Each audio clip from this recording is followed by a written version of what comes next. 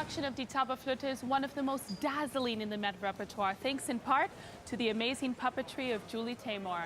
I'm joined now by the Met's executive stage director, David Nies, who worked closely with Julie when this production was new and staged this season's revival. Hi, David. Hi. David, the puppets are just incredible. They're characters in themselves. What purpose do they serve in this production? Well, the puppets are there to create an entire world. And Julie's idea of this world is a world of masks and puppets and fantasy. Yes. And so that's what we try to provide. Well, you definitely do. Tell us about the flying goose. It happens to be my favorite. I love it.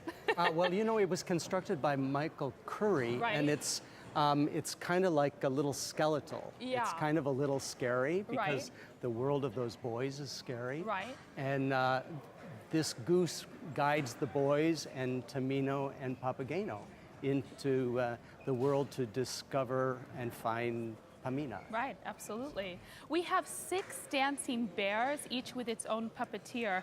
May we have a demonstration? Is that possible? Well, I think this little bear, Seth, can do a tap dance. Yes, can he?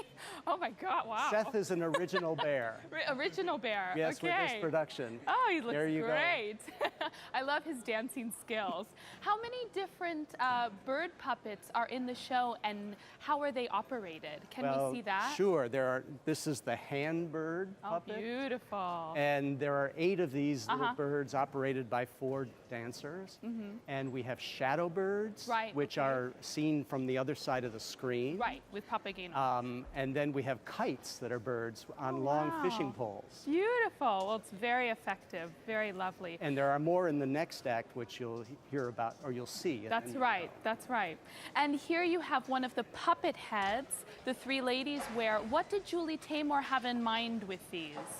Well, the whole point of this is that in Julie's aesthetic, very often she puts heads on heads. Right. If you look at a Lion King ad, there's the lion's head is on the lion. But she wanted these ladies to be larger than life.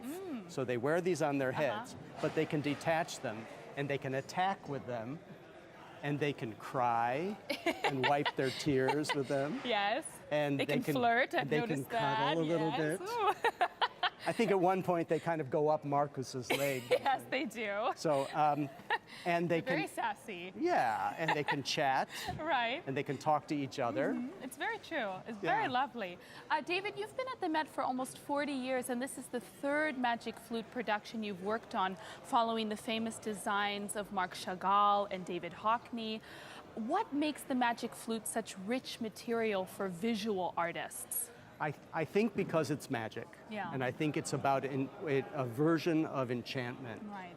And Chagall's enchantment was very colorful and was very exciting for 1967 at the Met. Absolutely. And Hockney's was in his own painterly style as well. Yeah. And then we have this one with Julie and George Sipin's sets, which provide an ice kind of clarity to the whole story. I love it. Absolutely. David, thank you so much for joining us today. It's a You're real welcome. pleasure speaking with you.